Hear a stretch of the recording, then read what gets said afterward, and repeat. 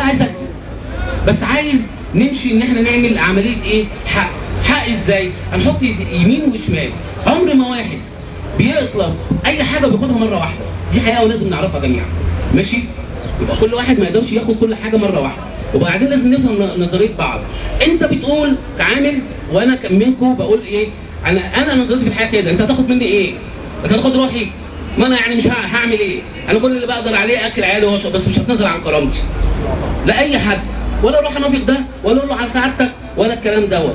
انا من ساعه ما اشتغلت هنا انا بنظر القضيه اللي عندي بس، واللي يمكن الاستاذ احمد عارف، لا كل شويه اتنطط ولا اعمل، لان عارف الامر بيد الله. طيب لما نيجي نبص للموضوع من الناحيتين، طيب لازم برضه تراعي نفسيته ان هو راجل صاحب عمل، ماشي؟ والحاجات اللي بتحصل دي حاجات جديده علينا ما كانش بتحصل الاول. ايوه 30 سنه دول. طيب احنا نقعد دلوقتي نشوف ايه الوضع، ماشي؟ وهنتفاوض عليه، ماشي؟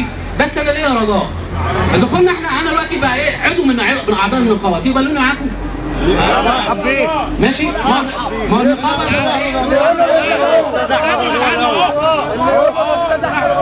لو انت عايز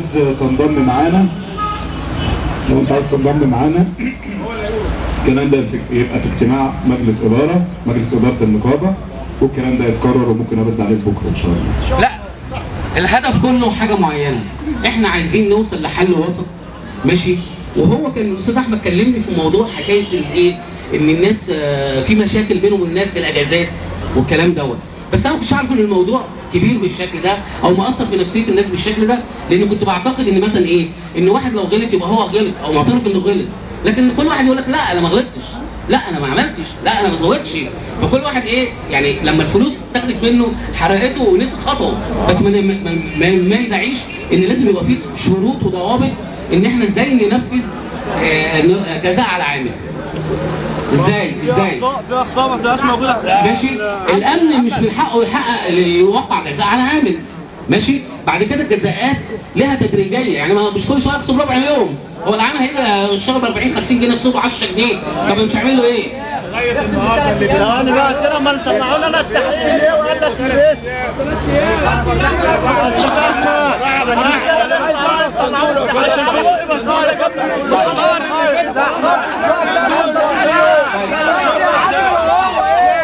طيب احنا وصلنا لمرحله دلوقتي اللي احنا متفقين على حاجه معينه. انا عايز اعرف صندوق الوفاء كل شهر دوت 20 جنيه كل شهر، انا عايز اروح اعزي في الناس اللي بتموت. انا عايز اروح اعزي يعني كلكم عايزين تعزوا ولا لا؟ ايوه انا عايز اعزي. الصندوق ده مختص النقابه، كل شهر بتتخصم 20 جنيه. الفلوس دي المفروض تروح على النقابه، بتتكلم عن لان في صندوق النقابه هي اللي مسؤوله عنه.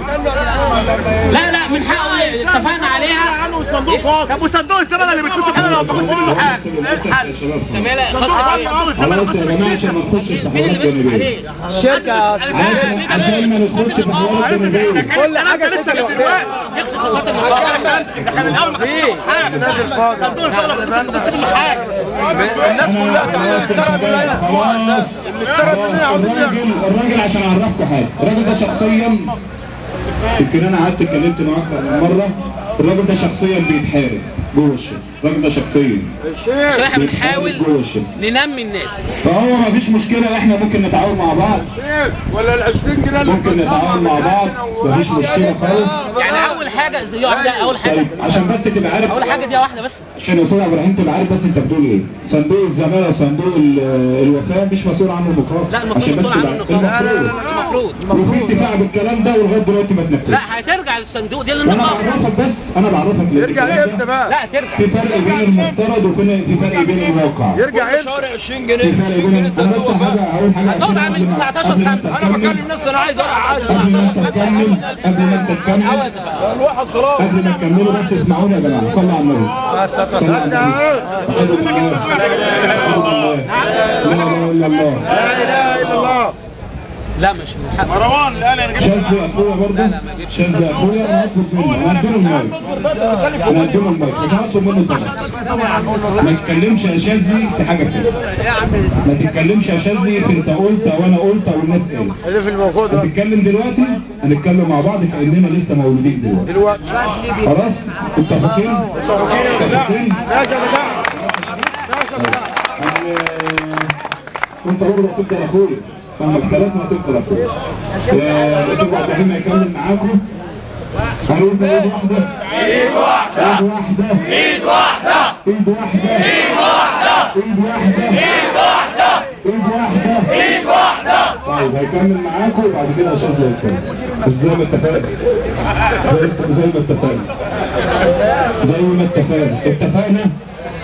اتفقنا. لا انت كده هتزعلني منك يا شباب. اتفقنا مش هنتكلم في حاجه فاتت، مش هنقول اصل انت قلت وانا قلت والناس قالت والناس عملت. خلاص اتفقنا خلاص. هتتكلم خلاص. هنتكلم في من دلوقتي عشان يا شاذ لو انت اخليت بالاتفاق انا هزعل والناس دي هتزعل. خلاص يا جماعه متفقين؟ متفقين؟ عشان مش عايزين نخش في خلافات تاني ومشاكل. معاكم الاستاذ عبد الرحيم. بصوا يا جماعه، احنا اول حاجه لما جينا بصينا الملف العامل، اشوف انا عملت ايه. لقيت ان العامل لما بيغيب هم بيمدوا له. ده ما يصحش. ماشي، قال لك لا اصل العمال ما بيرضوش يجوا. قلنا لا، كل عامل يغيب يمضي قدامه عشان يبقى عارف ليه ايه وليه عليه، واللي ليه ياخده واللي عليه يتحسب منه. دي اول حاجه، ما يزعلش حد. يبقى هل حد يلاحظ ان هو كان بيروح يمضيه على اجازه بعد ما ياخدها ولا لا؟ حصل هذا الكلام؟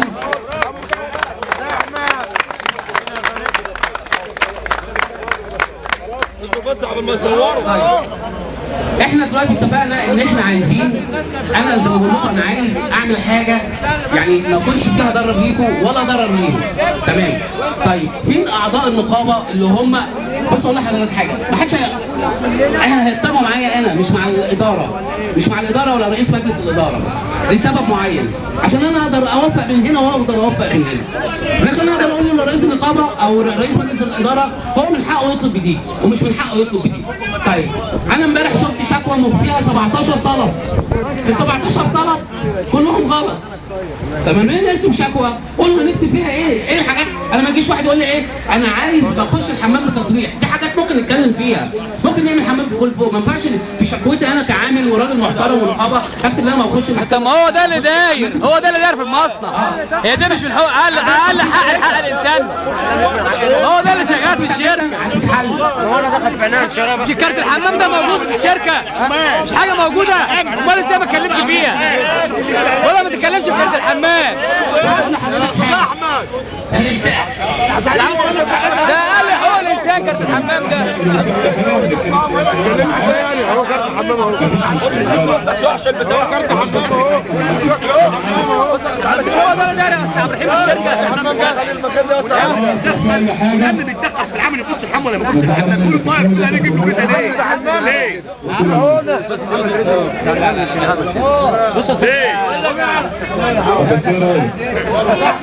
احنا مش عايزين نعمل خالص في دعوه بالعام.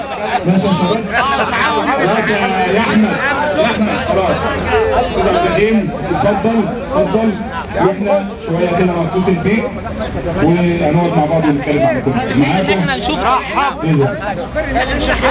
ليك حق طبعا، بس ده اخرج ده من غير التليفون، من غير الميكروفون. العمال مطحونين، العمال مطحونين. انا كنت بقدم صلاه الظهر فاضي على كراسيه وجاب لي يوم جدا. يا عم لا هيبقى العملية فيها موائمة. في خبر الناس تسمعني. في خبر العملية فيها موائمة. خبر الناس تسمعني. شكايات الفيلم خلاص. العملية نائب رئيس النقابة العامة سكرتير الاتحاد العام لنقابات عمال مصر ومستشار للاتحاد للشؤون الاقتصادية في الطريق دلوقتي وجاي في الطريق وان شاء الله باذن الله هيكون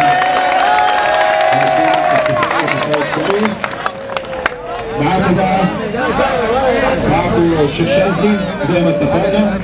خلاص يا شيخ زي ما اتفقنا. هنتكلم دلوقتي.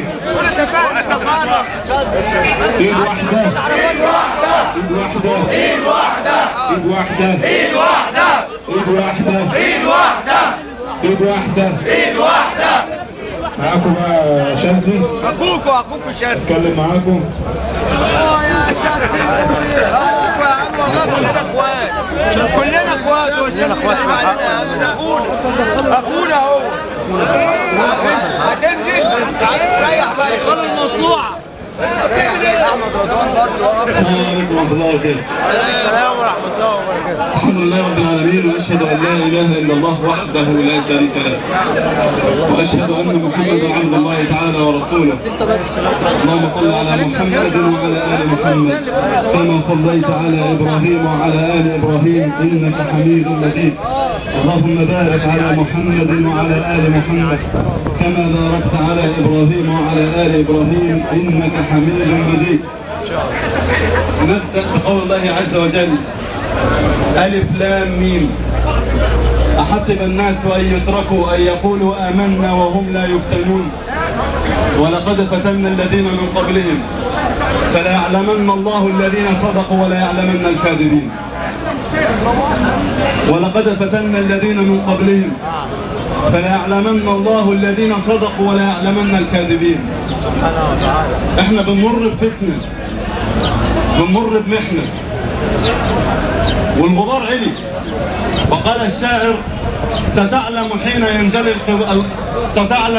ينجلي الغبار أفرس تحتك أم حمار. فرس هيثبت وجوده تحت الفتن لابد أن نتريث. عايزين نسمع، ربنا اداك ودنين والكان واحد، اسمع بعدين اتكلم. النبي صلى الله عليه وسلم عندما جاء يدعو في مكة إلى لا إله إلا الله وقف كفار قريش وقالوا للناس: لا تسمعوا لمحمد إنه مجنون، لا تسمعوا لمحمد إنه كاذب، لا تسمعوا لمحمد لقد فرق بين الأخ وأخيه وبين الأم وابنها وبين الزوج وزوجته.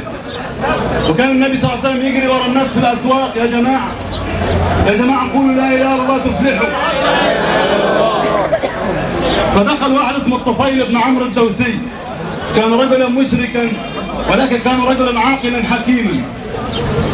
فتلقفوه أهل مكة قالوا له: يا طفيل، الراجل ده كان زعيم في قومه، فإذا أسلم كل القوم، وإذا كفر كل القوم. فأهل مكة ركزوا على ده فقالوا: يا طفيل إياك أن تسمع لمحمد، يا طفيل نستحلفك باللات والعزى ألا تسمع لكلام محمد، سيفتنك وسيضيع أمرك وسيشتت شملك. فوضع من كتر الكلام حط قطنه في ودنه، قال: لا أسمع أبدا. فدخل إلى مكة فوقعت عين النبي صلى الله عليه وسلم على الطفيل فمشى خلفه. النبي صلى الله عليه وسلم بتأذى عشان انت تسلم صلى الله عليه وسلم، فمشى خلفه فقال: يا أخ العرب، يا أخ العرب. فنظر الطفيل قال: لا أسمعه، أنت صابئ مكة، أنت مجنون قريش. قال: يا أخ العرب، أما فيك عقل؟ استمع مني واعقل كلامي، إن عجبك ادخل في ديني وإلا كفيتك شرا. اسمع الأول لا تسبح. فقال الطفيل: كلام عاقل، أنا صاحب عقل وحكمة. فنزع القطن فقال: قل. قال: أدعوك أن تقول لا إله إلا الذي في السماء وأني رسول الله، وأن تهدم الأصنام، وأن لا تظلم أحد، وأن تأمر بالمعروف، وأن تنهى عن المنكر، وأن تحترم الكبير، وأن ترحم الصغير، وأن تعفو عمن ظلمك، وأن تعطي من حرمك. ده كلام غلط؟ فقال: هذا عين العقل يا محمد، أشهد أن لا إله إلا الله وأنك يا محمد رسول الله صلى الله عليه وسلم. فأتمنى من إخواني اللي أذوني وحبايبي اللي شتموني أن يستمعوا قليلا بصوت العقل. انا راجل بقف على المنبر